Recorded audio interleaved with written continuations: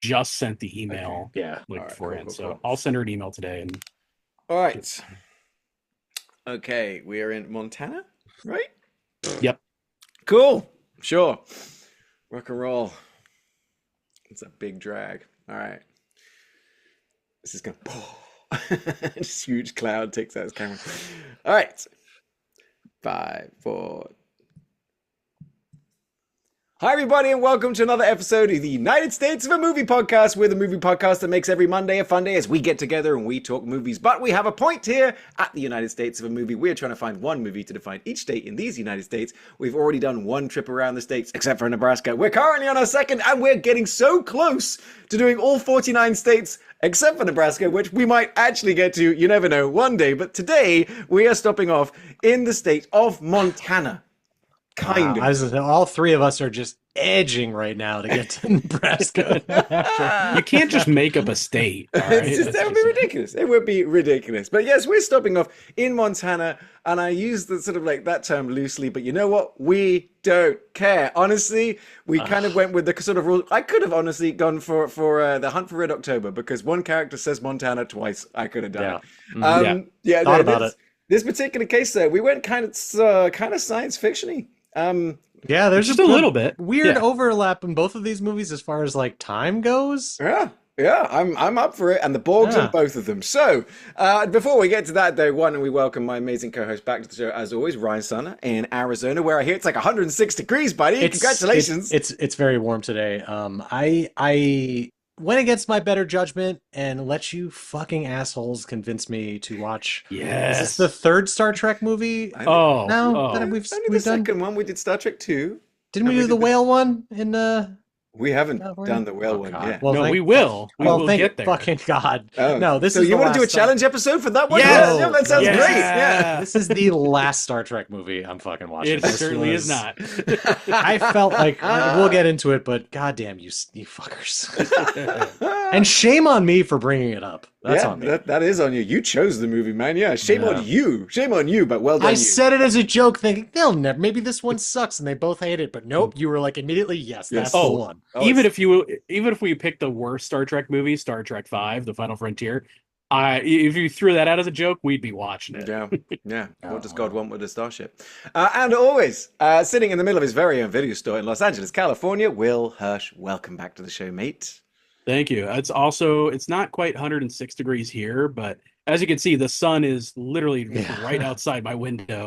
If you're watching on YouTube, but it's still extremely unpleasant here in LA. But don't worry, gas is only $9 a gallon, just down the road from me. I'm getting sticker shock filling up my truck here in Texas. I was thinking about California today. That was like, all right, might as well. Everyone with an electric vehicle is finally going, ha ha! You know it's bad when you go back and watch like a early night, like a 90s or mid 2000s post-apocalyptic movie where they pass through like a gas thing and it's cheaper than well, in this particular case, much like one of our movies, we're going to start in the past and the future all at the same time because we did pick another banger. Will, what was the movie that you chose? Because Ryan so cleverly are we doing that one first? Star Trek First Contact. So we picked Arrival, Charlie Sheen classic, directed by we picked the best audio drama I've seen in years. So we did Arrival, Denis Villeneuve's Arrival, but the thing is, like, Ryan and I have been excited to talk about this because Will has been sending some very subtle, it's not very subtle, shade on the group chat today. I'm starting to think Will just hates movies in general. Yeah. I mean, look, listen, it sounded great. Everything I heard was awesome. But it's just Arrival takes place in a world where lamps haven't been invented. And even when it's daylight outside, the sun is blasting behind them. They somehow found a way to get all the light. I agree with you. It is a very dark movie, but it was just one of those things where I wasn't really even thinking about it. Like I adore this movie, and it's one of those when I saw it in the theater, I left like not really getting it. But as I've gotten older and have seen it like many, many more times, I've just appreciated it so much more now. It's such a to Yeah, me, it's such a beautiful film. I agree. It did get nominated for 8 Academy Awards. This, though, Will is going to enjoy this little factoid because it was nominated for Best Picture, Best Director, Best Cinematography, Best Adapted Screenplay, but it won for Best Sound Editing. Yeah. So, See, yeah, and well deserved. Mhm. I no, and jokes aside, I do like the movie. I'm not saying it. It's just It's after a a dark one, while, I yeah. was like watching it. I rented the 4K and I'm watching it, and I'm like, this is the biggest waste of 4K And you have to on the think planet. too. You cannot Oh, that tell any sucks. detail in it It's at like all. the what is whatever the last season of Game of Thrones was, where yeah, people are Yeah, just like the squinting Night at it's a black that for Battle. like screen. 2 hours, and you're just Yeah. like, Yeah. oh, okay. It And is a dark yeah. film for sure. Yeah, but at the same time, I'm kind of with Ryan on this one because, like, Will was like, you described it as a science fiction movie that's 10% worse than Contact, a movie I love, by the way. Yeah, I it's love. just it's You're a wrong. smidge worse. It's not a smidge It's a worse. It is. smidge. I mean, look, I love Contact. That is actually one of Mhm. my favorite I science saw that fiction in the movies. theater too. Yeah. Yeah, dude, That's banger. I great. saw that in the theater. Yes, but like Arrival, it's one of those, like, again, when it's like, I think because this came out like, before Dune, and it was like, Yeah. 2016. yeah, 2016, and this is when like Denis Villeneuve was really getting on my radar Yeah. because I Mhm. hadn't seen Prisoners, I still haven't seen Enemy, but it's like, Sicario, everyone was like, oh my God, did you see that? And then we Yeah. get Arrival, and then they announce him for Dune. In the same way that, like, I was so worried about this Amazon bought James Bond movie, and then they announced Denis Villeneuve as the director, and I I was immediately gonna was say. Yeah. fully erect. But I look back on like, a movie like Sicario or Arrival where it's still like the thing with Dune is it's such a massive, massive like trilogy now. Yeah. Whereas I Yeah, like this small nuance of this. Like the story feels big, but it also feels very contained and small. exactly. It is a very Yeah. big, small movie. Yeah. Is kind of like, it's the opposite of Independence Day, but it's a very Independence Day sort of like Yeah. one.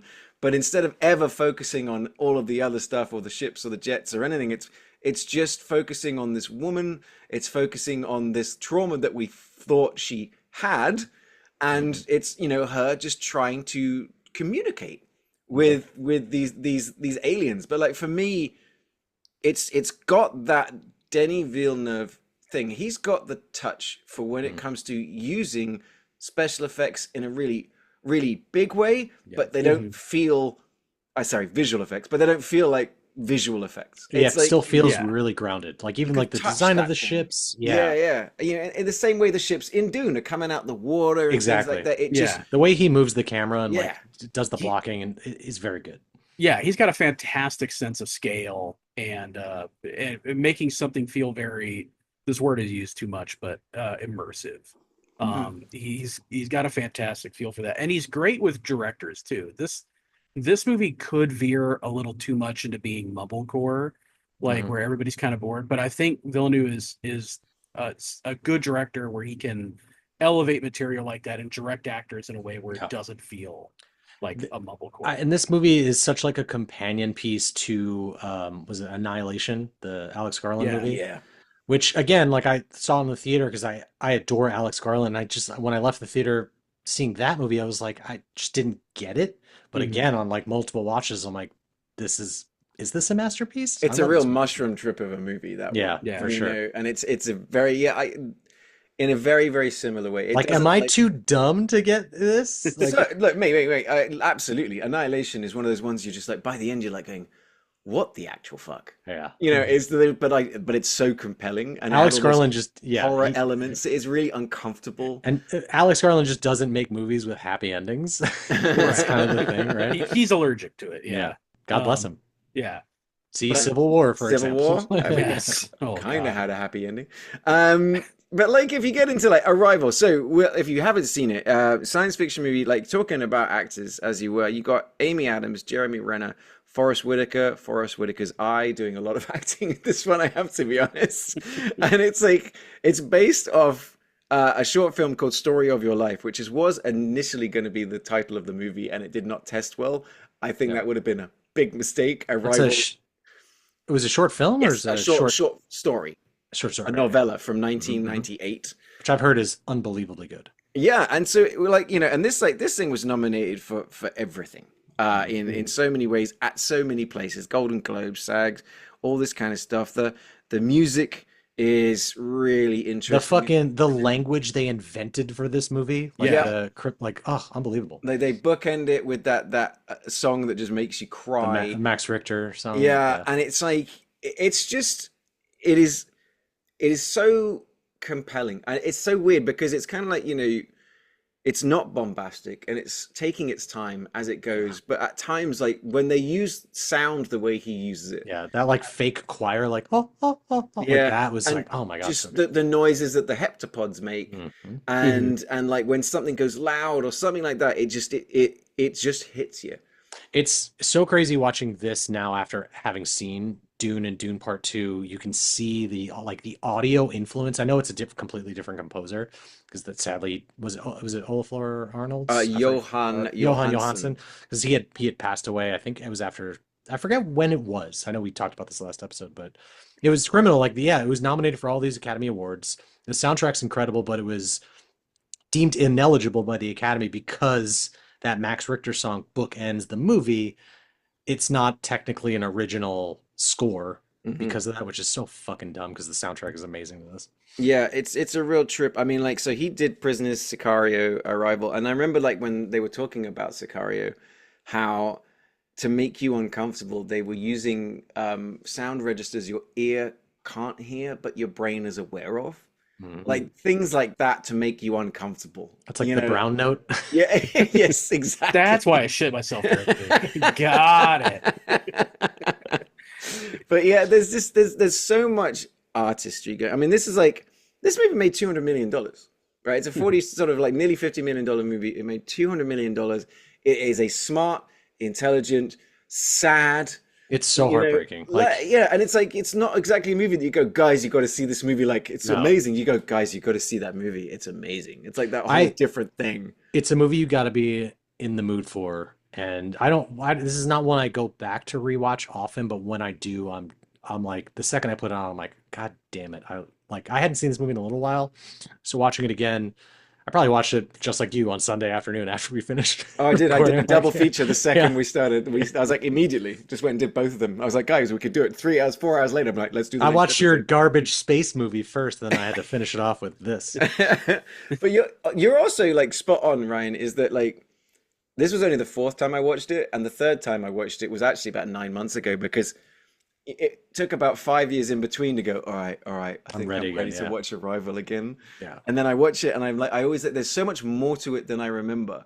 Like, because the way that it ends, Hmm. so like, I'm going to sort of get into it. So if you haven't No. seen Arrival, I'm going to get into spoiler territory now because it's just something that is so fascinating. The way Yeah. because it's a big part of the movie that in fact the movie kind of does it to us the same way that the character starts learning about it, and it's to do with language. So this is their last chance if you're going to watch Arrival and you don't want to sort of like get into the spoiler, if you will, even It's though been 10 fucking years. Come on. it has, but it's even then it's not really going to ruin the movie Yeah. because it's No, still a not at very all. complicated sort of Yeah. movie. But the Yeah. idea of the sort of the perception of time, and how by understanding language you can rewire your brain, and by understanding these aliens language you can sort of perceive all time.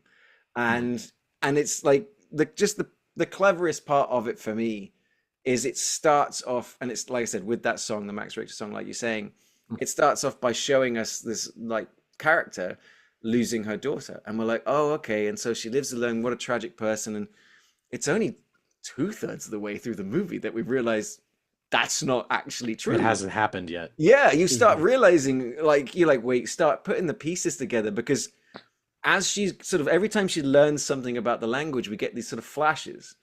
And then like we're thinking it's sort of memories, but then I realize on this watch that we then sort of cut to her and she's like confused. It's It's her the seeing through time. it's the way Hmm. they do it too. It's like she'll be listening to something and you'll hear dialogue in the background that doesn't fit that scene and she like looks back Hmm. to Hmm. now remembering this thing that hasn't happened yet. Yeah. it's like it's really well And done. I like it. only learning things to use in the present because she's told in the future, but at the Yeah. present. So like Yeah. it's just but it does it in a way that like you understand, but you're also just like, It's a classic temporal pincer movement. so you want to do Classic. Tenet? Excellent. I We'll do was that. thinking Oh this God. on this rewatch, it did make me think of Tenet and how I still do not understand it. Oh, it just took it. I've watched Tenet 9 times. It took my until my sixth viewing to really go. Okay, I fully understand I everything think that's that's just happening. you trying to tell yourself, like, oh, I get it now. Yeah. No, I don't get it. No, I do get it. It's great. But like, yeah, this one is it. So okay, in that very sort of same thing with Tenet requiring 6 watches to get it, you don't Mhm. with Arrival. You get it. Right. You know, that's Mhm. that's the thing, that it is complex, and it's but it in the way it's handled by the great editing, the great sort of writing, and of course like the great direction and sort of that it's done, it gives it to us bit by bit by bit. And it's like, so when we get to the end, we're like, oh, we fully understand. And then we Yeah. fully understand just how big an emotional decision Yeah, this it is. That, asks. I mean, yeah, at the very end, the sting at the end is like the very core of it is, if you lived through all of this, or if you had like, if you were going to face all of this trauma, would you still go through it again, knowing that you still have all these beautiful moments leading up to that? yeah, And that's like such a like, it's a movie that leaves you sitting there going like, fuck, would I? Like, yeah. Mhm. And that that's is, it's such a big question, and it's like, and it's interesting to see how, like, again, it's only suggested, but the sort of the breakup of the couple, because the husband can't handle it and Yeah. she can. And exactly like you're saying, is you asking yourself, myself as a parent, going, shit.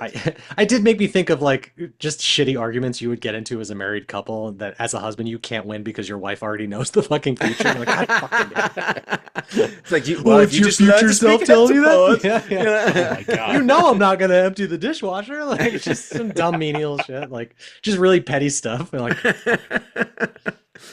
but it's like, it keeps us, we are sort of propelled to the movie with Amy Adams. Like, I really liked Mhm. the sort of interesting uneasiness of it's a simple little thing, but as they're all leaving the sort of university, and like I said, you have that classic moment of everyone's gathered around and they're watching the screen, but instead of us cutting the news, really, you hear the text messages going off, and then the alarm Mhm. goes off. But it's when she It's goes so outside, good. and you get the The jets. Jets. Yeah. Exactly. It's like it's quiet, and then the jets go screaming over, and it kind of reminds you. It kind of evokes that kind of 9/11 vibe that we. It made me think of like Yeah. Independence Day, how they like the build up to that. Again, like he's such a fucking master of it. It obviously sees Sicario. Mhm. But like that scene where, and it's again, it's so funny you say that because even on watching this again, through the opening, you're like, you as an audience member are trained that like, okay, she has already been through all of this trauma. You don't know that that has not happened yet. The way it's cut makes you think that. So even in my mind, I'm like, she's already been through the most traumatic, horrific thing in her life that she just simply does not give a fuck about whatever else is going on. She's so nonchalant about it. Mhm. Until Forrest Whitaker shows up, he's like, I'm putting together a team.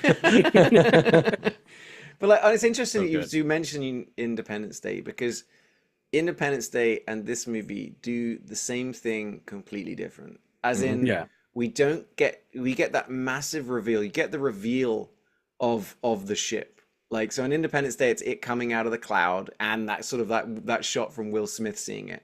And Hmm. in this one, we don't. We're not seeing anything. We're not seeing anything. We're not seeing anything until we go to Montana, and then we get what is for me some of the most beautiful like Mhm. shots, like not just in the movie, I go in movies, where you've just got the Chinook going, you've got the just It's stunning. ethereal like clouds coming down this sort of Montana valley, and then it reveals that the The jelly ship. bean.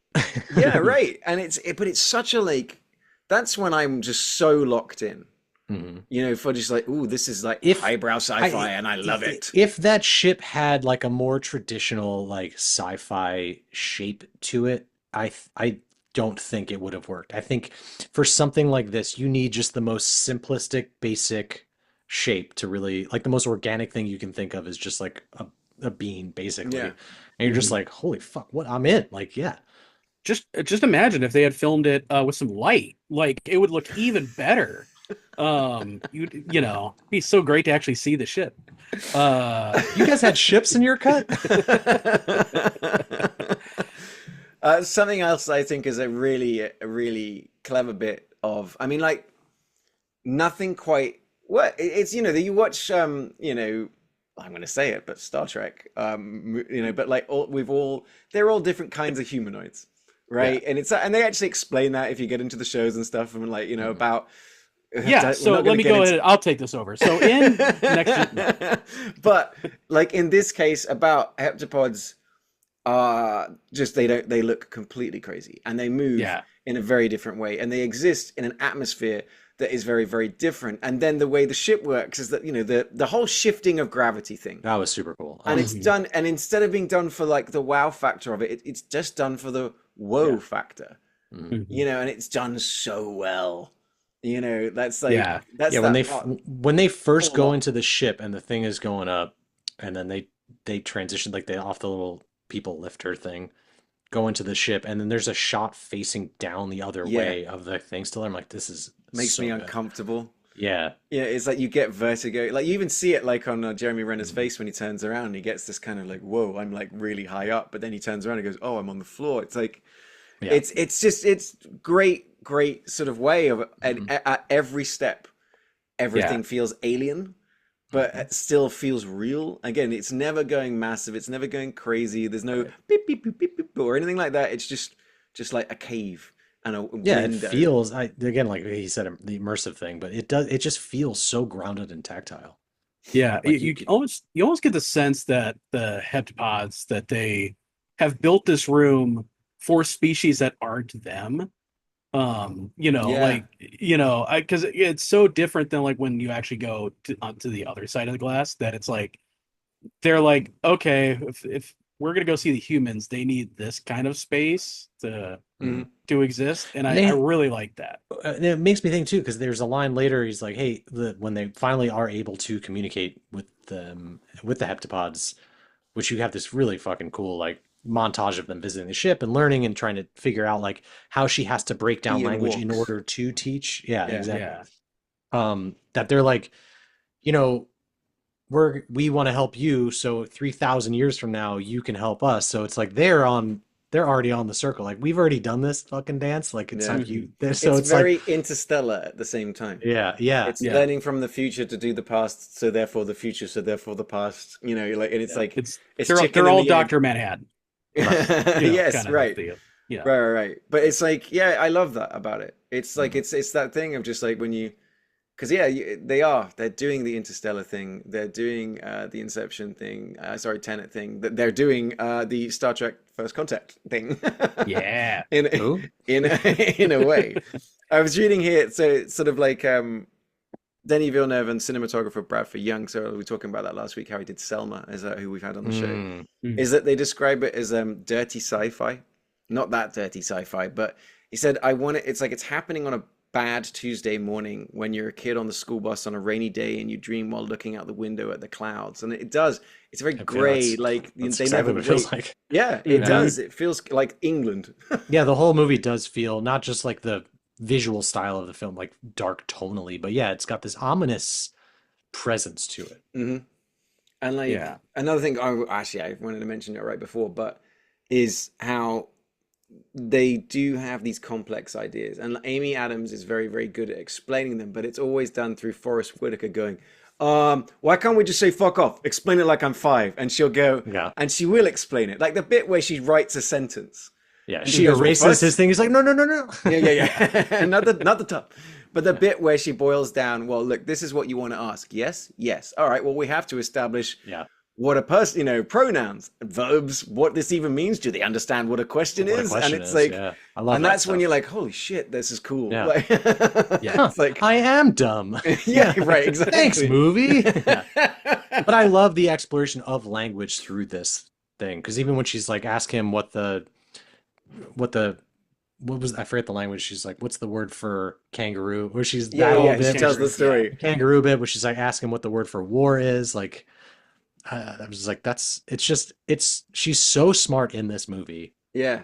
and that she so makes everyone look so chill. dumb. Yeah. Yes, and it's like the way that the Chinese were using mahjong, Yeah. and like and they go and then she goes, yeah, but that's really like dangerous because then there's winners and Oh, yeah. losers, and then it's Yeah, they've like, never seen war games. yeah, Yeah. exactly, and That's so what they It need did help that with in the future. Is they're like, we saw war games, we need help. Somebody explaining it.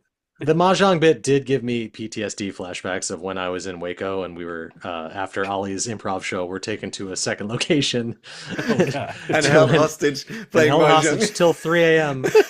His dear friend Ray, shout out Ray, was like, hey, she was like, she had just got. I'm sorry, I have to tell the story. She had just gotten this brand new mahjong set that she was talking about all night, and she was so excited to try and get us to play it. I'm like, yeah, all right, fuck it. Like she Like Ryan's brings this exact thing out.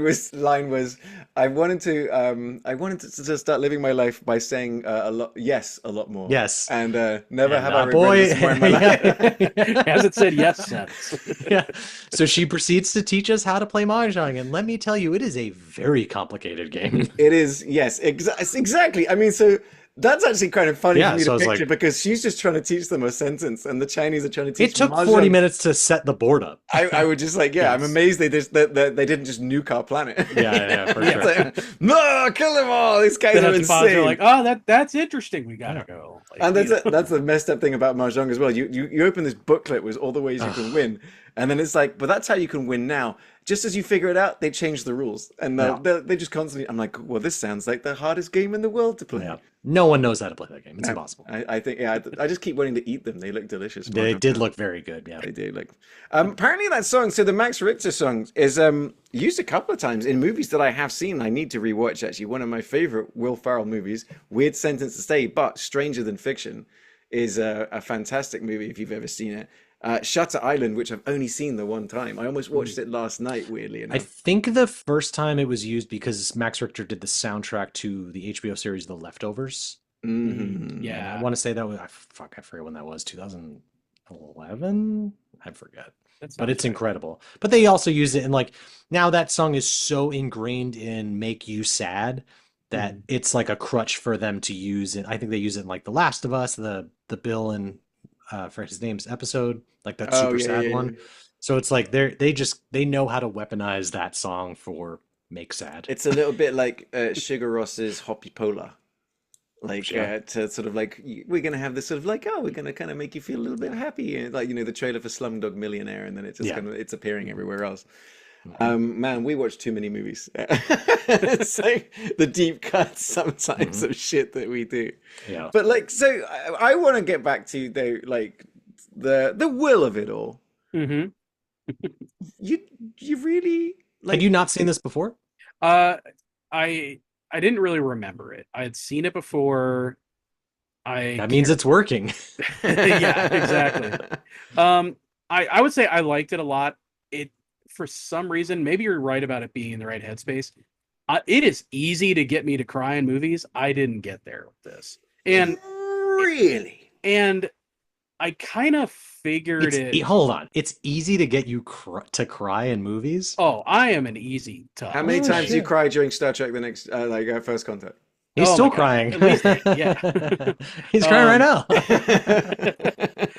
now. like I think also the time thing, like with the daughter, there was a point kind of midway through the movie where I was like, oh, I know what this is. I know what we're doing.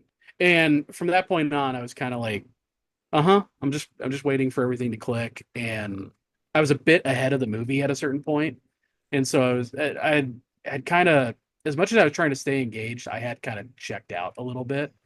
Um, Really? yeah, there was a line they said, and I can't remember it now, but I was like, okay, we're Dr. Manhattan again. Got it. And so from that point on, I kind of knew where we were going. It's still, like you said, even knowing that, it's not like it really lessened the experience of the movie, Hmm. but I was kind of like at a certain point, like, okay, I know where we're going with I this. think that's kind of intentional though, like because that happens like 20 minutes towards the end of the movie. You're like, oh, Mhm. okay, and then you're just waiting for she's having the conversation with Yeah, the military Chinese guy, general in the the future. general, yeah. yeah, and so The real meet cute. yeah, yeah, exactly. That's the actual I dad. like No. seeing the heptapod flag on the thing. You're like, oh, okay. Yeah, and Yeah, like she's written the book and she's seeing it. It's Yeah. such, like I said, I get what you're saying, but like, Yeah. I think what it, I think the bit that's the sort of like the emotional through part that you seem to like have been disconnected from is that it's then the implication of the trauma that she's now allowing yeah, herself to live Yeah. through but then and I her but then I was daughter. getting into like the movie was unfolding, I was getting into like, okay, so is free will a thing or is free will not a thing? Could she decide not to go? And when that happens in the movies, like kind of does not Falls come apart. down hard either way on it. Hmm. I at that point I'm too distracted with my own questions to like fully engage. Hmm. Because I'm just like, all right, you've opened up kind of a weird can of worms that now I'm trying to sift through in my head, as opposed to paying attention to the Hmm. movie. See, I mean, the I movie never admire says it the needs to answer the question, does it? It's right. kind I of like like, the ambiguity of yeah, it. it's That's kind kind of of like like, that Yeah, the Tenet line of don't even where think about it, just feel it. exactly, yeah. exactly. Yeah. But it's like in this Was case, that a line in Tenet? I couldn't hear. yeah. So one movie you can't see, one movie you can't hear, Put them together, we have a But full just movie. watch and them yet both at the both same of them time. you feel. Yeah, man. I still really, I just want to be clear. I do really like the movie. It's just there were a few things here and there where I was like, it's I like you said, I might need to watch it a couple more times before it fully sinks in. Because the first time I might have been on a date while I was watching it, and I just was probably not paying attention. Oh, great date you were movie. doing a to-do list. What Yeah, a exactly. Get more I had my butter. checklist out, my trapper keeper. Oh, But Jesus. so like this time, I'm just watching it at home and annoyed I can't see anything. But yeah, I think that was really kind of like once I kind of saw where we were going, I was like, oh, okay. I And just one more thing I'll say. This is I know it's not intentional on their part. This is a total me thing. But when she's like in a room and she's talking to somebody, and then it cuts to the heptapod in the room, yeah, it's and it does amazing. the bar. I can't. I was laughing so So Yeah. hard. that is like I a broke.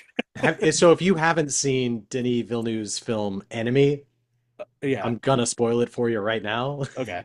I'm gonna pull out my headphones. No, the movie ends abruptly with a scene like that. And Oh, you're I'm just like, intrigued. what the Oh, the fuck? heptapod is there. It better be the heptapod. It better be Yeah. Costello. It's not a heptapod, No. but It's it a is. septipod. Can I tell you Oh what my it God. is? Don't you dare. No, I'm gonna watch that movie. It I almost honestly put it has on the other day. it has nothing to do with the fucking movie. No, That's what's so don't tell me. great about Don't it. want to. Okay, I'm gonna take It's my Flavor headphones out. Flav, isn't it? All right, take your Yeah. headphones out. Okay, Take your headphones take 'em out. out. All right. It is just a giant spider in a room. Oh, awesome, rad. Yeah, yeah, that's it. No, Uh, I'm intrigued. I was trying to lip read. I was like, yeah. something about Chinese takeout. exactly. A big giant orange chicken box. But no, like that's something like that is always going to make me laugh in a Yeah. movie. Like you'll And never get the intended like reaction from me I because I was just like that's a comedy cut to me and I found like it that the heptapod weird. too just looks like the close up of like a hand, Yeah. just like Yeah. with the knuckles and everything. You're like, Yeah, it looked like the hand from the Adams Family, just made really Yeah. big. oh yeah. thing. Yeah. That's it. I loved their designs. Like I It's love just the design that it's heptapod. Thing in Black Hand. Yeah. Oh God. Oh no. Thing canceled. You can't do that. It's okay. The Thing is going on Halloween as Justin Trudeau. It's fine. Oh my God, that's hilarious. I Thing liked in I Black Hand.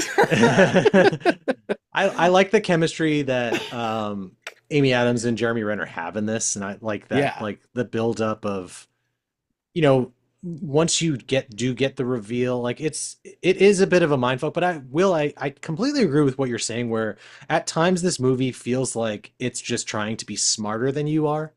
Mhm. And I can see that level of pretension. It didn't take away from that, but I can kind of see what you're saying. Yeah, like it didn't ruin my experience. It's just, like I said, uh, I had sort of this like this is a completely different type of movie, but like I said, it's easy to get me to cry. And recently, I saw like I don't know, maybe a year ago, I saw Life of Chuck, which I heard so many people being like, "Oh, I cried during that movie," and I watched it and I was like, "Man, it is easy to get me to cry," and I didn't even get close. And so when a movie that's like supposed to be get you there, and I walk away from it like, Yeah. oh, I'm like, Yeah. okay, maybe Well, that's You've I got mean, that like honestly, preconceived notion built up too, where mhm. like it was us saying like I'm fucking crying again, so you're kind of pre-programmed to be like, okay, I guess I'm gonna cry, and then you see like what are these fucking weirdos talking about? Yeah. I mean, like I said, I think I could get there. It might take a few viewings for me to finally let it sink in. But as of right now, when I was just annoyed that I rented the 4K and I couldn't see shit. That Um, sucks, man. I mean, uh, honestly, look, what did Ryan say? Ryan said he watched watched it the first time, left, and he was like, "Huh." It was only on his yeah. repeated viewings that Subsequent he's now viewings, like, yeah. he's like, "This movie It's one of my is." favorite movies. Like Yeah, I it's think one of my favorite Denis Villeneuve me too. movies. Me too. I Yeah. think it's one of his best. Yeah. And there are tons of movies I've seen that are like that where I saw it the first time I was like, I don't get it. Like, what is it? Yeah. Like Big Lebowski, the first time I saw it as a kid, I was like, what is this? Yeah. And now it is one of the greatest movies I've ever I feel seen. the It's same way. Like yeah, I the first time I watched it, it was already so far late. Same thing with Raising Arizona. On our episode, the first time watching it, I'm like, I need to see this again to appreciate it more yeah. instead of doing it for this stupid fucking podcast. By the ninth time we see Twisters 89, we'll Yeah, then we're finally gonna get get it. it. Yeah, that's it's all gonna Vinegar come Syndrome together. 4K, let's go. Oh God. Interesting enough, we were referencing earlier War Games. Mhm. That apparently, so the last words that are whispered, so like Amy Adams. Do you want to play a game? Yeah, very close. No, is that in war there are no winners, only widows. Right. So it's like Mhm. the only way to win is not to play. It's a very sort of similar thing. But Yeah. but I would like, with this movie, it's one of those ones that I do hold in very high regard, and I don't ever find it pretentious. I find it fascinating. And like Hmm. what I think is that I never fully remember it. Like there are other movies I can remember every bit and every moment and everything, and in this case it's like, especially those last Yeah. 20 minutes, and instead of it being chaotic, it's just the drip, drip, drip of it all that I'm always like, oh Yeah. shit, oh shit, even yeah, even when oh you get the yeah. the bit where you have like I love there's that opening scene where she's like she gets back home after like after they've landed in the incident and she's talking to her mother on the phone and she's like I told you not to watch this. Like just know which news channel she's talking about without her having to Mhm. say it, but it's so ambiguous enough and you're like she's watching CNN. Or but then later you get the military guy, right, watching the the very right wing adjacent Yeah, like listening to talk Yeah. radio, and he's yeah getting sort of all radicalized and yeah stuff like that. That little twist as well, that yeah the whole sort of like thing, and then the twist with the bomb and the twist. It's like yeah. there's so much, so much. I'm like honestly talking about it now. I'm like, man, I should actually maybe rewatch it. It was so good. It's just like Mhm. it's a great movie. That I, I mean, the most unrealistic part of the movie is that the soldiers who are paranoid and start blowing stuff up aren't in Forrest Whitaker's position. yeah, The fact that they're the grunts, that's the most unrealistic part. yeah. I like Forrest Whitaker in this movie. Like I He's said, very I good. almost Yeah. feel like a little underused. Like I said, he is Mhm. constantly the explain it like I'm five guy. But Like I like that it's us established that up. he has someone that he's got to answer to. Like Yeah. he's not the Mhm. top dog, so I that exposition adjacent character, you're just like, okay, I that makes sense because he's got someone to answer to. Yeah, And I can help look me past explain that. it to these guys. Yeah, yeah, yeah. Let me Mhm. explain it to people that really don't understand anything. But and then it's like kind of interesting as well. Like, yeah, another part of the movie is Amy Adams speaking Mandarin, and it seems to be very good. Like, Hmm. I don't speak Mandarin, but I'm like, I've been around it a lot of my life, and I was sitting there going, man, that Yeah. sounds very good. Yeah, Like, this that is not it an is easy language to just like it say. there Right. are elements that do really feel like a Christopher Nolan movie. Like that when she is speaking Mandarin to the general and it's his wife's like was his wife's dying words that Something, she yes. says Yeah. back to him because he told her to say that to him in the Mhm. past. I don't fucking know. Yeah. In the But future, like past. yeah, but that's what the thing when I saw this in the theater, my brain was just like my brain couldn't catch up to the timelines of what's happening Hmm. until I'd watched it many more times later. Yeah, Mhm. I can see. Honestly, I'll be interested that like we'll give it another go. Not tomorrow, but like give it another Yeah. go. I'd be Yeah. interested. Well, I See if, gotta like, watch Star Trek again. yeah, I'd be interested to see like how your perception of it changes. That being Yeah. said, you did just mention Star Trek. Why don't we talk about Star Trek First Contact? Because All Yes. right. Well, Don't you go anywhere. How dare you? because an interesting thing is like in both these movies, like I said, we went straight from recording last week. I think I went down and watched both back to back. I think Ryan did. I'm not sure. I think Will, you sort of waited throughout the week, but like Yeah. I didn't take any notes for either movie. I just watched it for the joy of watching. You know, like there are sometimes I sit there and I'm noting all the way through and I'm making observances and things and oh, I want to talk about that or a joke or whatever. And in both these movies, I was just like, nah, I'm gonna watch these movies back to back. It's gonna be I awesome. I had a very different feeling, not just because I'm just not a huge Star Trek fan. I What? think this No, is you never I know, mentioned. I'm just saying. It's the first But I'm hearing of I know this. this isn't the third Star Trek movie we've done on this podcast, but it's the third one that I've seen of like not the more J.J. Abrams ones. I don't Mhm. count those because who cares? The But Kelvin like, timeline. yeah, sure, How whatever. dare you? Put some Yeah. respect But on it. I was, but this one to me, like you guys were joking, like, oh, you should watch these Next Generation episodes before going into this movie, and I was like, I'm not gonna fucking do that, absolutely not. But as I'm watching this movie, I'm like, oh no, I feel like I'm like 10 episodes deep into a season arc that I have no idea what the fuck is going on. Like this felt like a movie that I'm just telling you what it feels. It feels Yeah. like they were doing a movie that for a series of a show that ended on like a cliffhanger or something like that. Like it felt like a movie tie-in for the show. It was Felt a very simple. follow-up, you know, so the one that we like, so Will and I initially, and then we came up with the other five things you should watch as well, which are all Right. we were by the way completely right about all those things. I don't Yeah. doubt it. I'm But not gonna. there's a great it's a mid-show like sort of thing that happened like halfway Yeah. through the run of the show. There's a 2 episode thing where Picard is assimilated by the Borg and they go and rescue him. It is Right. actually Because the movie opens with that, and I'm like, yes. what? So it kind of Yeah. and at least like I said, I was worried and I go, oh, okay, the movie does explain it for Orion. It would have to, like, Yeah. I mean, you know. Exactly. You need to be able to make the movie so people can understand it. But it's like it's you know, so the Borg as well are just the big bad of the whole show.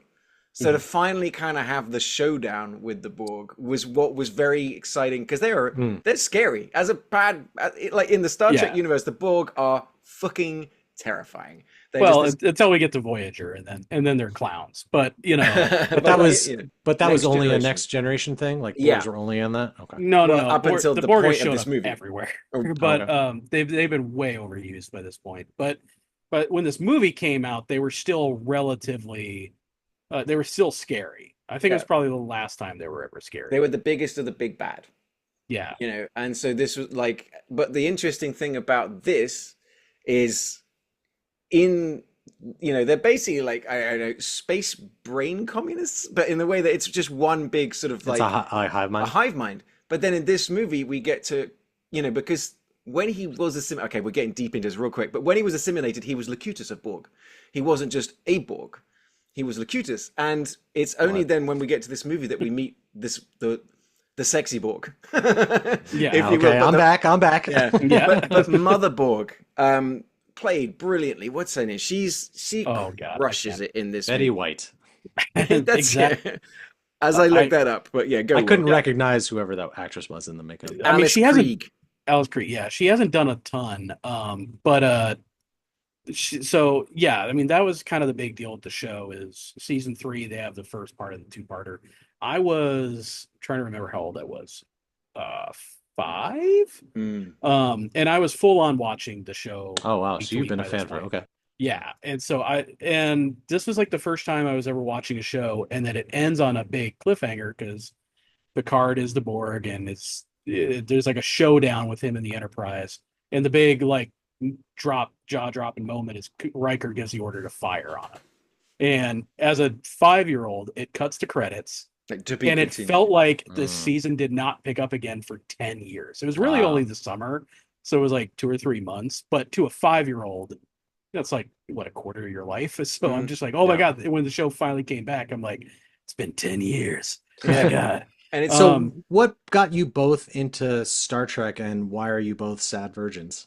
well, honestly, no. I was the perfect age for Next Generation when it came. So like I grew up with like It was on when I was a kid, but I just never like got. I think we talked about this I used before, to but watch I used to watch it every week when it came on BBC Two at the exact time that it's coming on, and my little brother used to watch it with me because we had this whole thing that during the opening credits, every time the Enterprise would whoosh by, we would like jump out the way of it. We had a whole like thing that we would do as brothers when the show would kind of get into it, and I just it was the right show at the right time. It sure, felt yeah. kind of new. It felt Hmm. kind of Mhm. modern. The special effects, like the visual effects of the Enterprise, looked cool. Hmm. Because we'd grown up watching Star Trek, where the Enterprise would kind of move through shot, but it wouldn't change Yeah. perspective. You know what I mean? And then Yeah. I'd watch the animated show, and of course I'd seen some of the old Star Treks, but like I saw. I mean, Undiscovered Country was the first one I ever saw in That if theaters, that was the first one, yeah. Yeah. First but one I saw. yes, it was Star Trek came out at the right time. Like Next Generations, like when Mrs. and I started dating, we definitely didn't illegally download it. But we had like a constant. We had five downloading. So we'd watch one, delete it, and the next one would start downloading. And we did the whole show in order. That's just what And we there's did. a billion episodes of that shit. There was like 9 seasons or something like that. So, 7 seasons. there And a But movie. and you go. 4 movies Yeah. and a sequel TV show. Yeah, I don't even remember when I started watching it, but when I did, because I was so young, I kept watching because Riker looks like my dad, and it's Mm. always Jonathan Frakes and my dad have always looked very, very similar. So I would watch it and be like, "That's my dad on a space adventure." Hell yeah. So your dad's just a So fucking I've been into the absolute show smoke since then. show. I mean, listen, Yeah. I hope I inherited those good looks, but it turns out I got the looks of the captain instead. So Ah. Does he that's does how he that turned out. does he pull the Riker when he sits down? Does he sort of like throw his leg over I something? wish that would be really cool. I My Uh, intro to Jonathan Frakes was like, was it Believe It or Not? Ripley's Believe It or Not. It yes, was yes, I know the one yeah. you're it was talking about. Oh, Yeah. a fact or fiction. Fact or Fiction. So he's got such a great voice. I love that. Because I was reading like when they were looking for a director of this film, they wanted him to do it because he actually knows so much about Mhm. the trekking of the stars that they're like, well, yeah, let's get this guy. No, Yeah, and he's become a major director all through Star Yeah, Trek now. So he's done multiple movies, he's done multiple seasons, he's done bet. shows. He like even like the one that's happening right now, the brand new one that's kind of like on CBS. He's involved in that one. And the That's thing is cool. that he does get Star Trek, you know. Mhm. And I Hmm. what I really like about this one, the one that I enjoy about the First Contact is we get silliness, and Mhm. interaction between the Yeah, characters. You get these little comedy moments and stuff like that. That in later seasons, like shows, they can go a bit too far. Like yeah, the whole "Do you notice your breast firming up" thing that Will sent me yeah. the other day. That was, by the way, Will sent me the nicest that text message because I'd had a really, really tough week and I was feeling really bad. Like a friend of mine passed, and Will sent me the nicest message, but it ended up with this gif of like he goes, "Let me remind you of the thing that always makes me feel, good in these situations." And like, remember what it's Worf said? And just yeah, it's yeah. it's Data telling Worf, have you noticed how your boobs have started to firm up?" Which is my favorite go-to Star Trek meme That's for your Hinge anything. pickup line. It's my Hinge pickup line. Have you noticed how your boobs have started to firm up? But I tell you, it did very much make me laugh at a time when it That's was good. hard to Yeah. giggle. So thank you very much I'm for glad. that. But that's kind of what like this movie does is there's a lot of laughter, there's a lot of giggles, there's a lot in jokes. Like so again, there's a bunch of stuff that Ryan is not getting, which is Yeah. returning characters like Mhm. Barkley Yeah. shows up, and you get the hologram from Voyager turns Mhm. up, which never turned up in the Next Generation, and just like all of these little dude, that's Hmm. cool. That's a cool moment, like the Just Defiant. fucking flying Yeah, past me. the ship turning up, the Defiant that we're like, don't worry about it. But like for all like Trek nerds, we're getting all of these things ticked off. Like, oh, that's the crew members they should be there. Like the one weird Mhm. one is like Whoopi Goldberg not being there. Right. But Right. but at the same time, what I also then like is when the movie splits in two, and we Mhm. get the Star Trek away mission, and then we get Alien Star Trek version going up Mhm. on the ship, and that's kind of like Yeah. that's where I really enjoy because we've got Picard just like going full on, like almost like Arnold Schwarzenegger against alien on his ship, and I'm just like, give it to me, give it to me all. That's why I like the movie. Mhm. It's two movies at the same time, and I dig I get both it, of but them. at the same time, from like just a movie standpoint, it felt very 1990s. It was six, right? This? This Yeah. came out in 96? Let Yep. me double check. Yeah, Because 96. Yes. Independence Day was what, 94, Okay. 95? So I could see like the special effects that they were doing. It was still fairly new and still felt hmm pretty low budget, but I mean, at the time, this is the at the best time, Star yeah. Trek had ever looked. I like Like, the fisheye lens stuff that they were doing from like the Borg point of view. Like there's some cool stuff happening here, but it felt very cheap to me. mhm. I mean, it's definitely on the lower budget of like big of like big I'm like, sci-fi these movies. fucking Borgs are scary. They're like T-Rexes, so you can't like, oh, if you don't move, they won't attack you. I'm like, Well, if you don't but they, threaten them, but yeah, so then don't. Like, who fucking well, cares? Like, interestingly enough, budget-wise, basically the same budget as Arrival, and made just a little bit less than Arrival did. But that shows you just how far it was special the effects have 90s. come. Yeah. But It like, was literally the but Yeah. like, we got. I love James Cromwell. I am the James Cromwell in this movie. Like, Yeah, yeah, I just don't wants give a fuck. Leave me alone. Let me listen to my music and drink my shitty alcohol. yeah. He is fantastic in He's this such a movie. good curmudgeon. I love him. And I love because this is again, we're getting back into Trek lore. This is a character that's established in the original TV show. Cool. There's like a whole episode where you see him as a young man, except he's older. It's like a rival. It's like a future version of the character who's been de-aged because he met an alien who made him young again. And and that version of the character is like, I invented warp drive. It isn't that fantastic. Like he's very proper and Mhm. very sciencey. And I love that this movie was like, let's basically create a new character. Let's just kind We're of like, steal the name we and got James Cromwell for 3 days. Let's get what yeah, we can. well, let's funny just get him enough, drunk and yeah. Cromwell had actually been in Star Trek. Yes. He appeared in I the fucking show. everyone has, right? Like, But like Yeah. he was in Next Generation for a few episodes, and in Deep Space Nine as well. So he's a Yeah. bit like of just a Trekkie guy. mhm. And Mhm. he was kind of into it. And I also think like another sort of person who really elevates the movie is Alfred Woodard Lily. So the Yeah. one, the sort of Cochrane's assistant that goes up onto the ship, and she's the one like, blow up the Oh goddamn yeah, ship, yeah, yeah. Jean-Luc. No.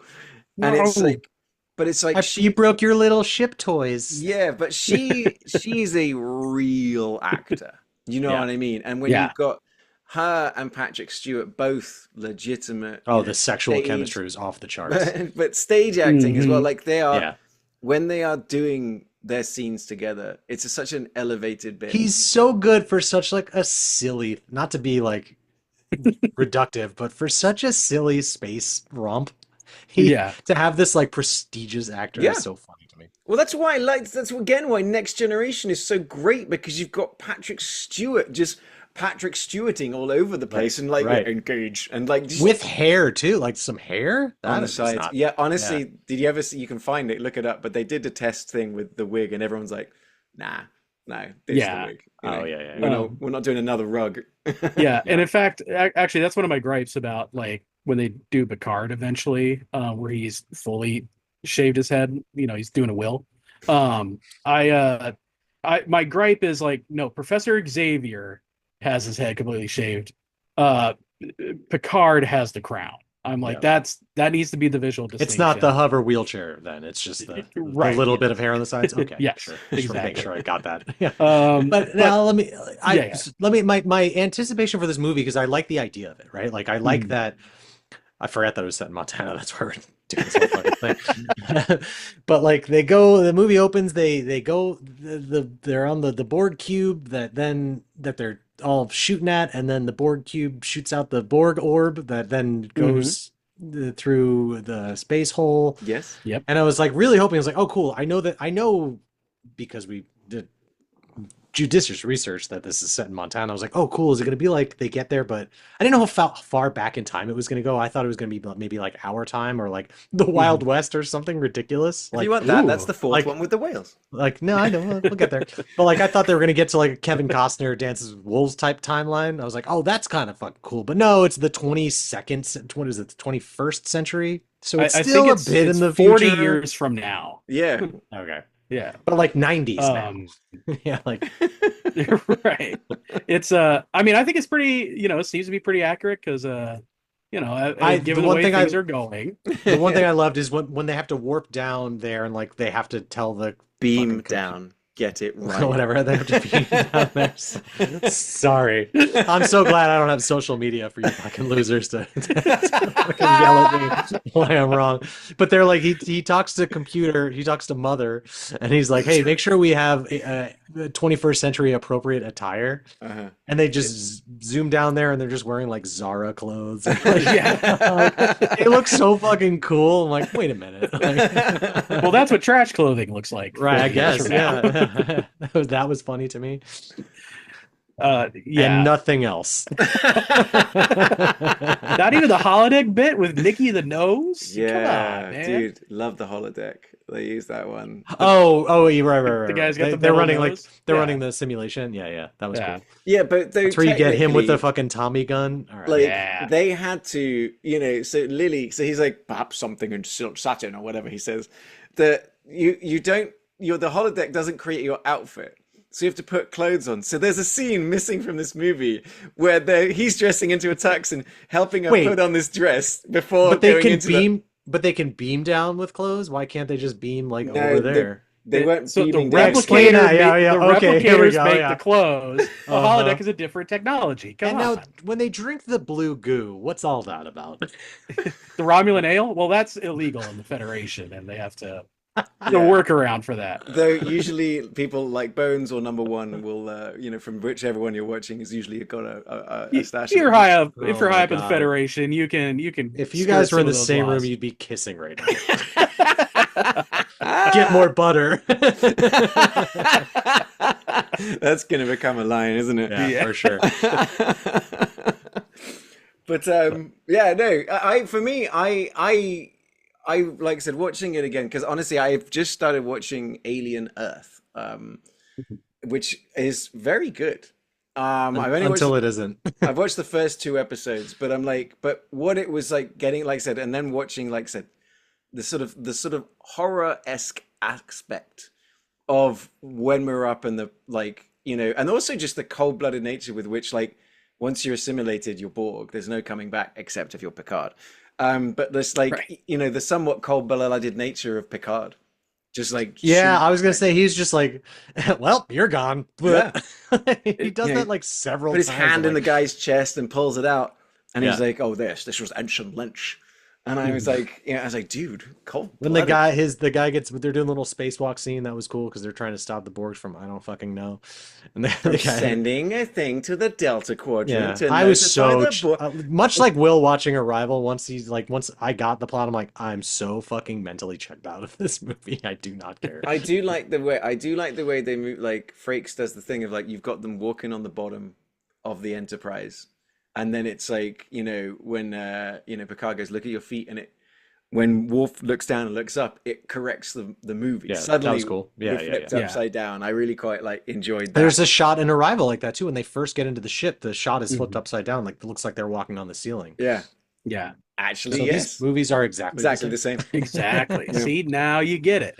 But it just, I get the horror elements, but it just still to me felt like a schlocky like TV. It just felt like a TV show scary. Like I did wonder because this is a movie that relies, like, it takes its plot, like, dives off from something that happened a couple of years earlier on a TV show. How it would play to somebody who's never seen it, like Wrath of Khan does the same thing. Like it is a sequel to an episode of a TV show, Mhm. but yet nobody has an issue just Mhm. jumping right in. yeah, and that one I enjoyed that. Like that Wrath didn't of Khan's bother a me. banger. This felt like it had a lot of like story baggage to it that I just couldn't wrap my head around. Yeah, and it's interesting, like to actually kind of dive into like, well, what is the difference between the two? Because Well, like there's as much context in Wrath of Khan as there is in First okay, Contact. so no, I can. Funny enough, like that was a really good point, Ryan. Like, as in, I sat there and I was thinking about it. It's like, all right, because Wrath of Khan is basically just a submarine movie, but everyone knows Picard, everyone knows Spock, everyone's just there.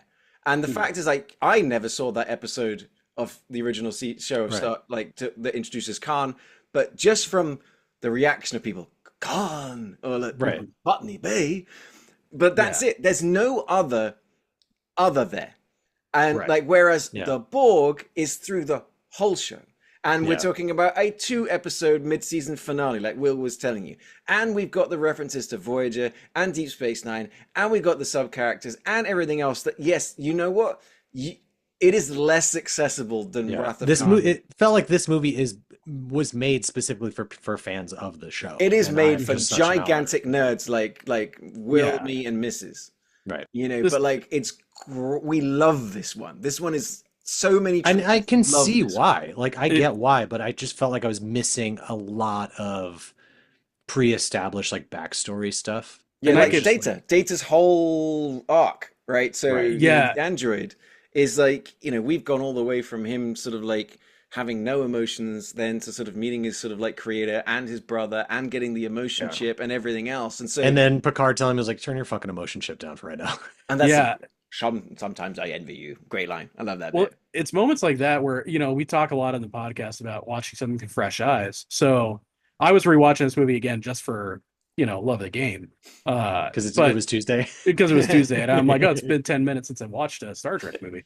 Um, but rewatching it this time, I was kind of like, oh yeah, he mentions the emotion chip and provides no other context for that. And I'm Mm. like, oh, that's kind of a thing in But I like get the that, movie prior to but I'm this. aware that he's like a cyborg, so I'm like, Yeah. oh, an emotion, like my brain can process that, my Yeah. emotions cannot.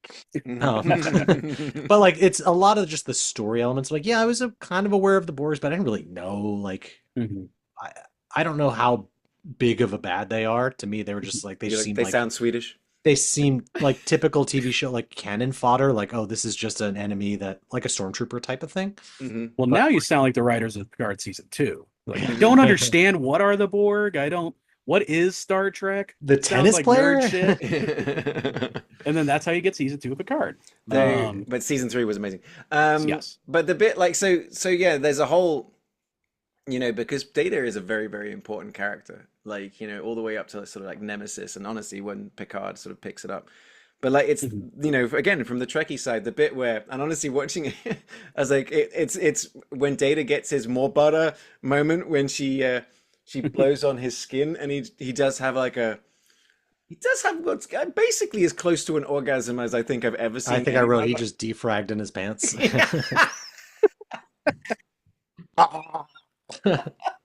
With- Do Borgs fuck? apparently I mean, the Or do queen- what is Data? Is he a Borg, a cyborg? he's an android. Yeah, And he is do they programmed in fuck? multiple techniques. Yes, Okay. that's canon to the show. yeah. Who did he bangs? What's of his before she died? Tasha Yar, Tasha and then Yar. one other ensign in a later episode as well. That's actually how Tasha dies. He doesn't know his own strength. No, don't worry. It's a giant ink monster that kills Tasha Yar. Yeah. So Tasha Yar, let me set aside A 10 minutes. to explain. So yeah, Fascinating. there's all this kind of stuff that is like now, like, honestly, bringing you in cold turkey to this. Mhm. I'm now realizing, because I was kind of watching it going, oh, Ryan's not going to get that, Ryan's not going to get that, but realizing, okay, this is just extra Yeah, fluff. it's stuff for you. Yeah, I it's can the appreciate sprinkling that. I on top. understand. The story doesn't- is still there. It doesn't take away from the movie as a whole. It just made it difficult for me to access. Like it Yeah. made it, or I should say, it just made it less accessible for me. Oh, On top of actually, not giving a shit about Star Trek and having to watch this movie, that was an added layer of difficulty. I wasn't Yeah. anticipating. It's kind of the issue that all the next gen movies run into, which is You have to watch the show to like appreciate yeah. this. Whereas like the ones with Kirk and Spock, you don't really. Yeah, Also, 'cause like, there's you not have to that watch the many- movies, but there's not a lot of baggage. there's to not clear. that many Kirk, Spock, Star Treks. right. And then we get 7 seasons of 24 episodes of Next Generation. Mhm. There's a lot of Yeah. Next Generation. And then Right. we were getting Deep Space Nine and Voyager all at the same time. And suddenly we had so much Star Trek. They after did not mention having- Deep Space 5 in this one. There's multiple deep spaces, yeah. Oh my god. Well, that's But what the best show Oh, is Deep God. Space Nine. But Deep so Space that's- Nine is actually set. It's not a Federation space It's a station. Bajoran outpost. Yeah. They You skip know. right past Deep Space 6 and 7. Oh, don't say Boom. that. Suck it, Now we've got the kids. young kids. That's right. Yeah. Clip that. But like, I this is the one that I just enjoy. Yeah. It's one of like the fun ones. Is it one of the best like next generation movies? It Oh, it's is by it's far the the best best next one. generation one. Yeah, Yeah. like head Yeah, and shoulders. because the what was the one we were talking about that we saw in the theater, Ollie? The Undiscovered Country. That's Kirk and Spock. That's Kirk and Spock. Yeah. Yes, that is And that was the before, last Kirk Spock movie. and that Well, came out Kirk turns up in 90s. Generations, which is before this one, which people are kind of okay about. I like it, but I like it too, Was but there towards one the end, with Picard Terrence and Stamp. Kirk Yes, together? that's the one Enterprise. That's the one. prior to this. Yeah. And they fuck. Yeah, Yes. yeah. It's a 40-minute sequence. It's How many? Yeah. crazy. But like, tiny bit. Set to Star Wars When he jizz. unstraps Shatner's girdle, it's Oh god. Oh god. let me tell you. He takes his wig off and puts it on Picard. Look, see, Ass- that being assimilate said, me. that being said, So you have seen it. yeah, can we talk I read your about- diary. Oh, Jesus. Can we talk about how absolutely fucking yoked Patrick Stewart is in this movie? Yeah, he's- he's a little upsettingly in shape. Shredded. When he's Yeah. swinging off the thing and it's like, I'm 78 years old or whatever the fuck he is, Yeah. but he's not. But like the guy's in incredible shape. Yeah, he's in just this. always looked like that.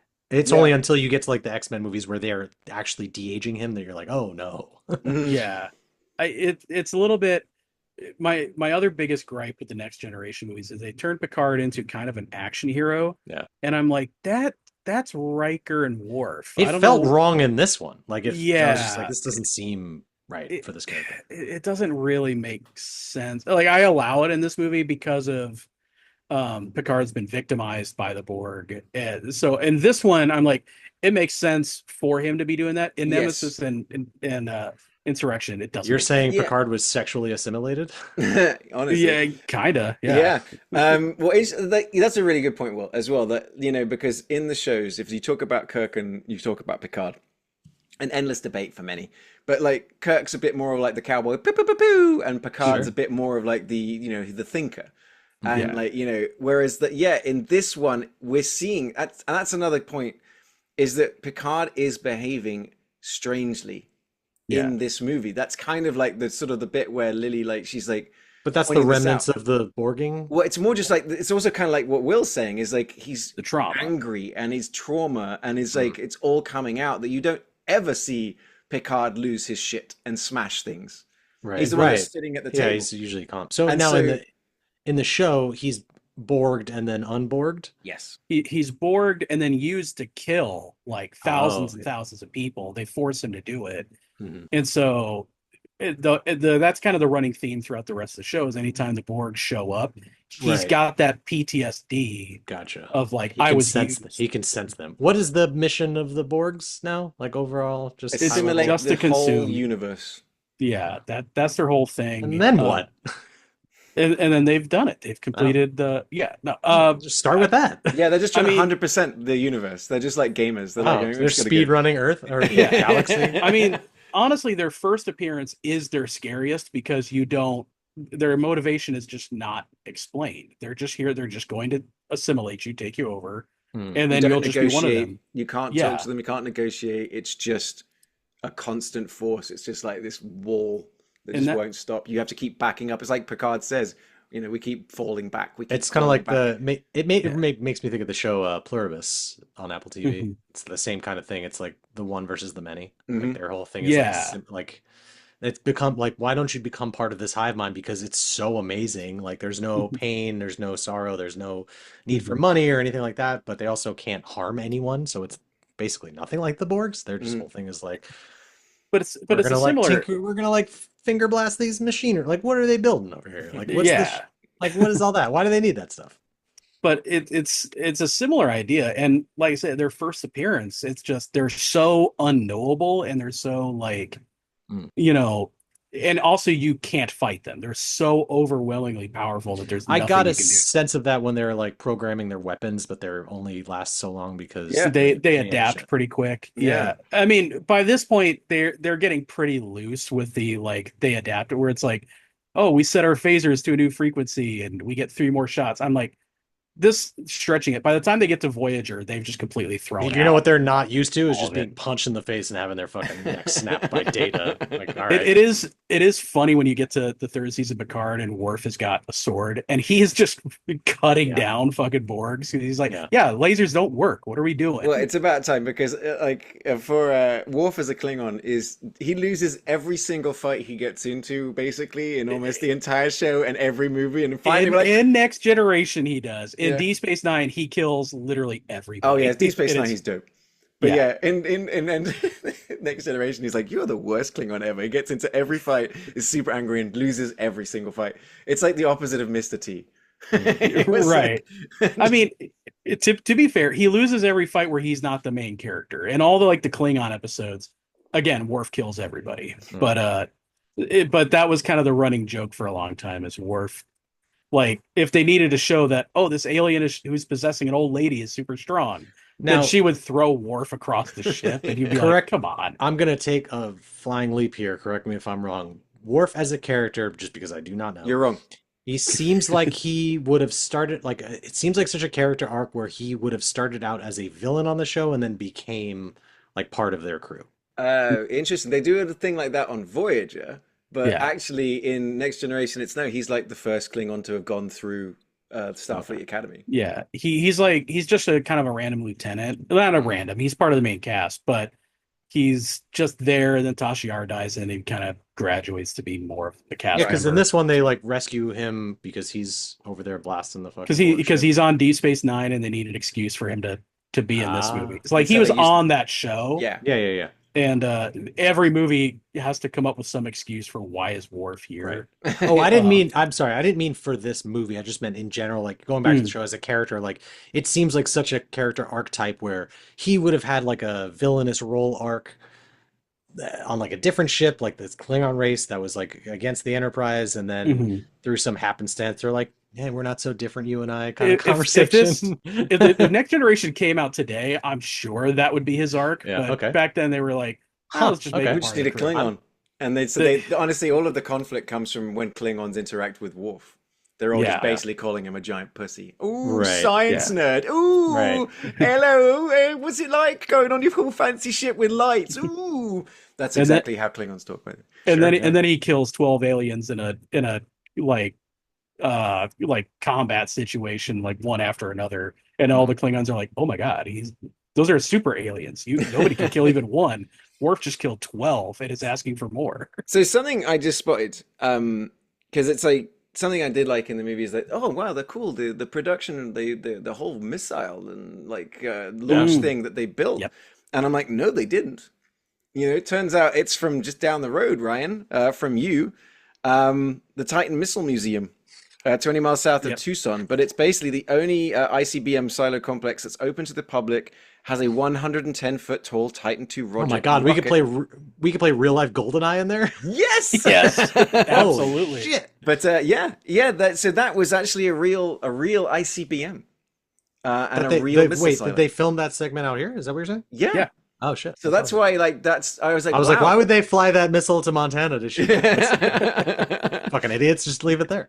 But that's pretty cool actually. So that yeah, they shot. That's I was wondering why that looks so good, and It's I'm like, definitely the coolest fact about this movie. yeah, I'll take it. Honestly, yeah, this has actually been a very interesting conversation because I like realizing that honestly, I think there's now no argument, but like Wrath of Khan being like the best Star Trek movie, but also just being so inherently accessible. That's the thing. Yeah, But it's the and interesting for thing about that, Ryan, is that two, the Wrath of Khan is the first in like a trilogy. yeah, I That remember you saying that. those movies basically go straight into each other. Technically, like those three movies, even though it was spread over how many like years it took to make 10 years, is actually like 2 weeks. in And Star Trek is time. Khan Yeah. was that the third one? Khan was two that Cons we watched. Then two. it's Two, Search three, for four. Spock because Spock died at the end of two and we all cried. Right. I remember he was the most human. And then four, we go back in time and have fun in 1980 San Francisco with a bunch of whales. And it's really good. It's like really fun. I can't wait to show Ryan that one. That's gonna be great. Yeah, but honestly, when we get back around to California, we're doing it, but you're going to have to watch Yep. Search for Spock first. So, We might have to break California up into like, okay, this is the most San Francisco movie Northern California. because I want to pick Zodiac. Oh my Just god, to Star Trek fucking 4 against destroy your Zodiac? movie. Yeah. Man, that would be that's I Both mean, based on true stories. yeah, it'd be crazy that that Zodiac is gonna lose to that, but you know. And I think like, and this is another random like deep cut, but I remember with the Star Trek movies, and they were just sort of saying is that they reused some of the opening sequence, like in other shows, like the launch of the Oh, yes. Zeppelin Cochrane stuff like that. But also Oh. when they made, I think when they made Undiscovered Country and it came out in theaters, they built like a shuttle and a sort of like an area, and then they were like, cool, can we use that in Next Generation, the TV show? So they were That's cool, taking yeah. stuff from the movies that was helping to raise the production value of the TV show Yeah. that was getting made at the same time. And it's kind of like Yeah, interesting that's that, cool. that like, Star Trek, even back then, even though it had one movie series going and then 3 TV shows going, was always still kind of like being put On together. on the fringe, yeah. Yeah, it's Yeah. like, but like just they're doing some really cool stuff, but it's had to Yep. be done with models, and they're doing some And like, oh, can we borrow that? This That'd be was great. this was like the first time where they had the budget to like do stuff with the Borgs that they really wanted to do Yes. visually, right? Yes. It was the best the Borg had ever. Because there's a lot For of them. sure. There's a lot of those Borgy boys walking around. But also Yeah. like the No scale Borg, of no their Borg ship. women except for the one, huh? I think there absolutely are. They're just, but like Borg babes? once you're Borged, you're just a Borg. Yeah. There's nothing else to it. I would like a day in the life of like the Borgs just like at the office, the water, and like I was so That would be Yeah. the most you get up to? boring show because it's just them standing with those stupid little hot topic. I just picture like fighting things. like fucking homeboy from Hot Fuzz just saying yarp, or they just say Borg. Yeah. And I know like Will doesn't like it. I do love it. Is Lower Decks, the Star Trek animated show. Alice Krieg comes back as the Borg Queen in the animated show as well, which is Oh my god. it's great. Honestly, I was That's amazing. We're gonna show you that next, Ryan. yeah, you're screwed now. Let's do a Star Trek special. Yeah, no, I like that we figured like I like this part that okay, Ryan, you're not wrong. As in, Will and I are not And I wrong, didn't but you have to be a dislike Star this. Trek fan to That's the really, thing. really enjoy Yeah. it. It's I felt like I was just not part of the conversation while this movie was happening. Like just I felt so like the plot of it is pretty easy to understand, but I just felt like I was missing a lot of like the core stuff that I would have that you guys appreciate. And I just like I just felt like you guys were having a little fucking Star Trek party. I'm just hanging over there by the cookies. Well, we like, gotta get you "Mhm." caught up with watching all. No, I 7 will never seasons. do it. No. Yeah, only if you ever like put into I don't know. There's like another pandemic, and there's only Star Trek available. Well, to so watch. whenever Ollie comes into town, I sit him down and force him to watch whatever esoteric nonsense that I'm into, and then conversely, We I do go do to a whole Texas. season of things, but they're always great. But like, Yeah, yeah, yeah, we yeah. did both episodes of like, what is it? So The rehearsal. Yeah, I Just made him sat watch the down and watched the rehearsal, whole yeah. thing in one go. It was hilarious, though. Mhm. However, this isn't about being the best science fiction movie. This isn't about being the best Star Trek movie. This is about being the best Montana movie. Oh, And yeah. going Oh, up yeah. against, What's this podcast? we were doing Mending Mending the the Line Line, was the yeah. 2022 sort of like kind of small indie sort of Afghanistan PTSD sort of fishing. Yeah. Which beat movie. out my other fishing movie, which is crazy. But like, didn't we had a guest on that? Didn't we have a guest for that Yeah, we episode? did. Yeah. Kristen. Yeah. And so she was the one that was like, it felt for her that Mending the Line was like so like Accurate, yeah. and For on the nose. And it's like, okay, look. and she's texting me right now. Oh, she says Star Trek is. But like, like when it comes to like Montana is an important part of the history of the Star Trek universe, and it's an important part Okay. of the story in this movie. But like, But they're barely like they're just in this one like forest clearing yeah, kind no, of no, thing. no, 100%. And it's like, Is it even in there in Montana? I'm sure it's all shot in fucking California. There or was- but- Canada or something. Well, we've already established that some of it was shot in Arizona, but yes, California Yeah, mostly. right. Whereas Arrival, Montana's a huge part of what it is, but like at least what we're getting is some of the best like tourism sort of shots of Yeah. Montana with a massive My space argument Yeah. for my argument for against Arrival, and I was thinking about this when I was watching the movie, is that there are 12 like yes, there are 12 ships that show up strategic like I don't think it's ever established why they show up all over the world where they do specifically. Yeah. If it was just the one ship that showed up in Montana, I'd be like, okay, I can kind of get it. It's more centered there, but this feels like less of a Montana story, more of a global thing that's happening, whereas a small part of it for the main characters is set in Montana. Yeah. Versus like Mending the Line, which again is like very much a Montana movie, you know? Mhm. I would agree with you if I remembered Mending the Line at all. It If I, was if the I can thing is, remember any part of that movie. I don't disagree. I just remember Brian Cox doing a fishing. Yeah. it's so that I forgot that movie even existed. Yeah. You know, I know we've done a couple of hundred movies by now on the podcast, but you This said week? the name of it, and I was like, "What?" And then I Yeah. googled it, and I was like, "Oh yeah." You Yeah. know, and the thing is that like though, like I It's said, still it's a very very Montana. It's like very Montana. it's Yeah. deep into it, and it's kind of like, you know, I know we kind of had fun. Like I said, Yeah. like the everlasting PTSD, much like Picard with the Borg, is us with Twister.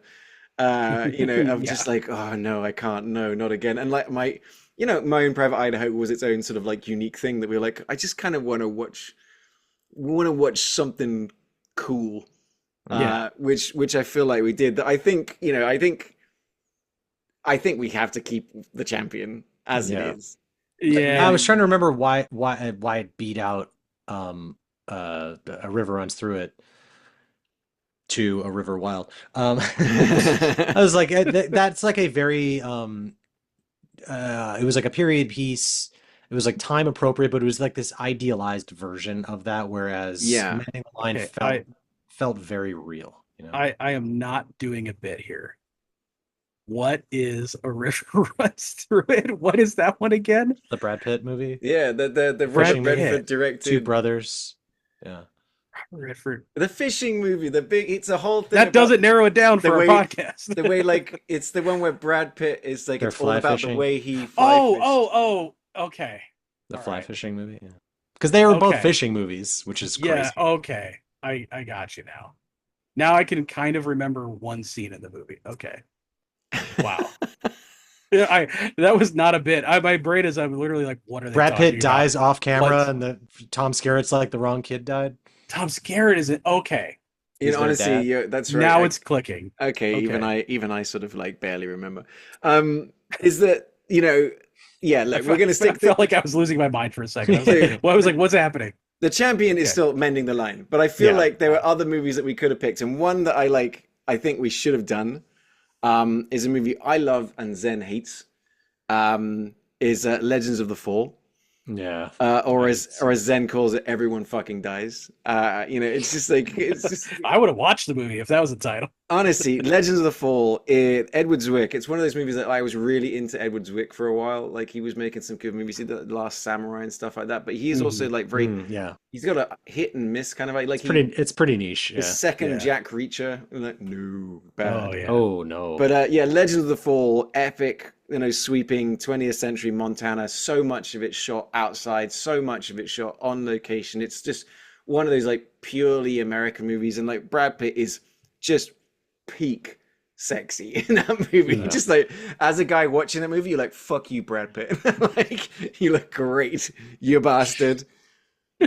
Like apparently, when did we did the Revenant for where?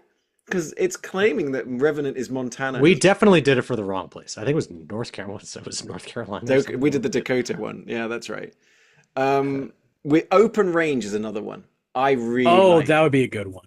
I'd say it's another. You know, I mean, because it's another Kevin Costner directed Kevin Costner movie, but like, But it's not it's it's not not. indulgent. No, like, you it's know. almost not indulgent enough in a way Yeah. because it's No, Yeah. I agree. it's Steve- beautifully shot.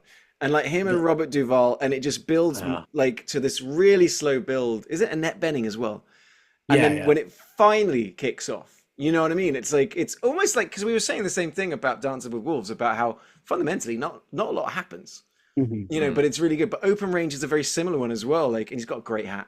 But Yeah. yeah, until it finally gets to that shootout at the end, like Open Range, that's got to be a better Oh, choice. we'll definitely do that next time. There That's a needs to good be like movie. a Hard Rain type of movie set in Montana. I'm trying to find it because the Horse Oh, Whisperer was I another found one. one. It's Steven Seagal's The Patriot. Oh God. Oh no, no, not that Patriot. Not that one. Ooh, Please God, no. there's the document. No, yeah, actually, Evil Knievel, Dustin Hoffman's Little Big Man. dude. The horse whisperer. 2004's Evil Knievel, Jamie Presley and Beau Bridges. Huh? What? Okay. Well, there's an Evil Knievel from 1971. Thunderbolt and Lightfoot. That would fun Uh, stuff. Yeah. Star Trek Next Contact. Yeah. So Shallow I mean, Hal. there's some like really good, super boring movies set in Montana that we can't fucking wait. Sorry, Ollie, did you say Shallow Hal is one Apparently of them? so. I did pop up. Oh my Yeah. God. Yeah, that's a not What's troubling this chair movie. made out of? Yeah. Steel? Well, Let's just an entire movie about how someone's fat. Wow. Yeah, that movie has not aged well. No, not at all. So yeah, look, like Yeah. I think honestly, almost that I think Montana could be worth a challenge episode. Like bring a guest back on. Let's bring some of those classic American sweeping sort of old style westerns and sort of things, and like do Montana some justice. Yeah. I know we Anything had under some 90 fun. minutes. You know, we had some fun this week, and like fun. Arrival, what a fun movie!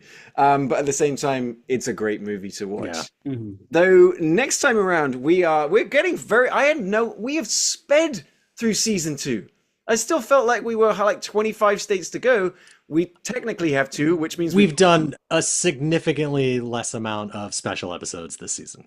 True. That's true. But that I is think that will be we make up for it kind of like before we get to our championship as we do Oh, a for bunch sure. of special episodes. We've got best boarding school movie. Yes.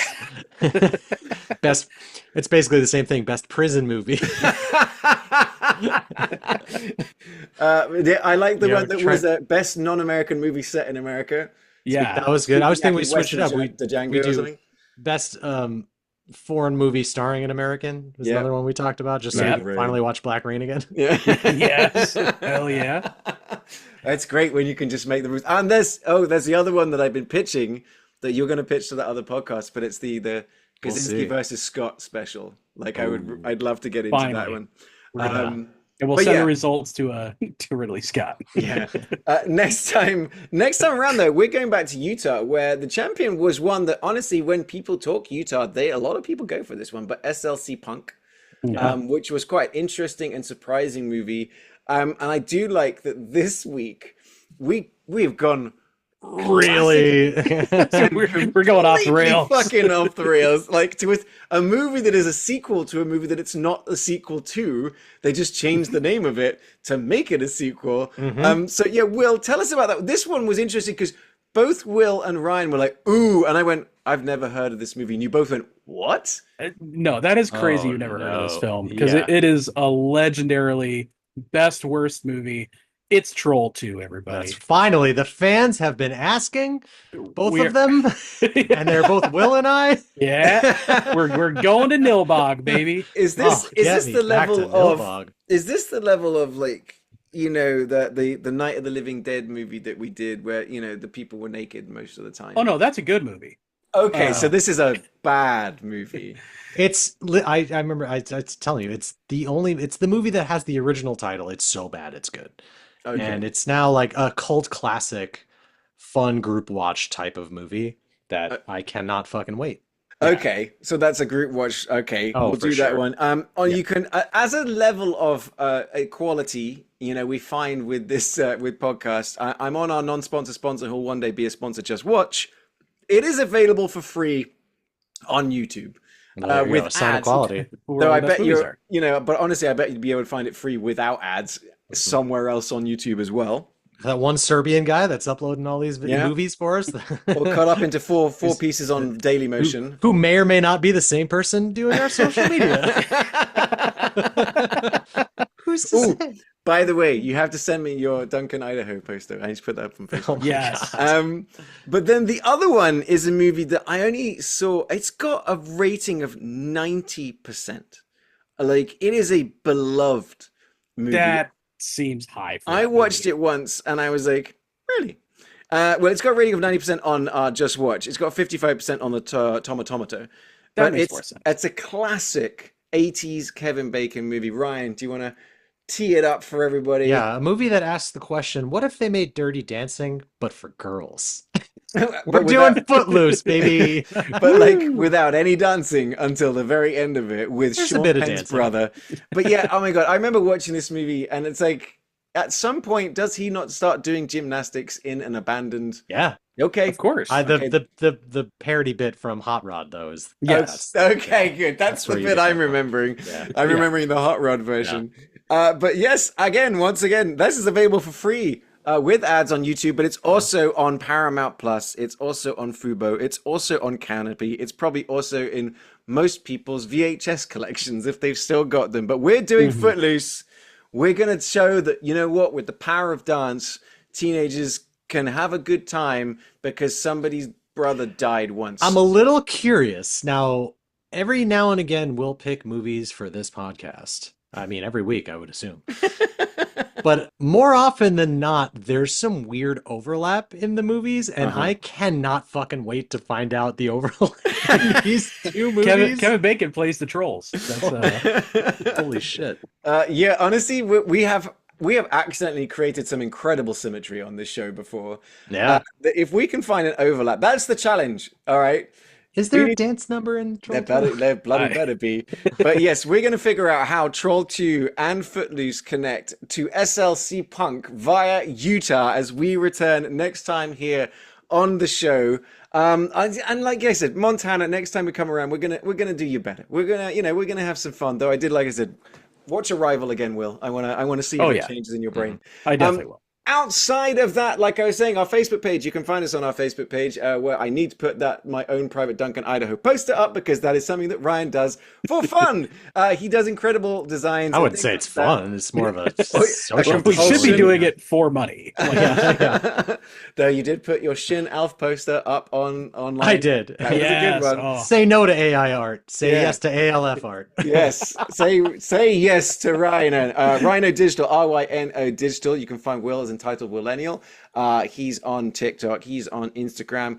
If you're watching us on YouTube and you haven't subscribed, if you're a fan of movies and you want to get involved, tell your friends. It's fun when I meet people or they're talking and they're like, we're watching the movies with you. It's really fun to sort of actually get into those conversations. And you can also have those conversations with me online as That Englishman in Texas, pretty much everywhere except for Facebook, where you can find me as Ollie Pettigrew, where very often I'm talking all things Texas, and every now and again, I like to talk movies as well. Fellas, that was an interesting week. Like, Ryan, you have made me look at this Star Trek movie differently now.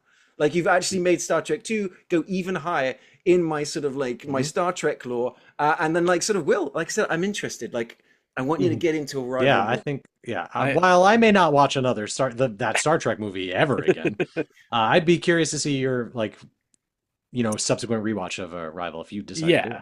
I think in another 9 years I'll get to it, and then we'll Same see. as me. it. Mhm. But honestly, totally worth it. Well, fellas, this was a fun one. Thank you very much This for the was great. choices. I'm looking forward to the randomness of next week. You say that now. We should figure out a group watch time. Yeah. Oh for it. yeah. Sounds like a plan, Patrol sure. 2. And honestly, one of these days we've got to figure out the way that some people can watch it with us at the same time. That'll be fun. Yeah. But from Ryan, from Will, and from me, once again, thanks for joining us for this episode of the United States of Movie Podcast. We're beaming up. Assimilate the thing. Perfect. I got Nailed it. Nailed it.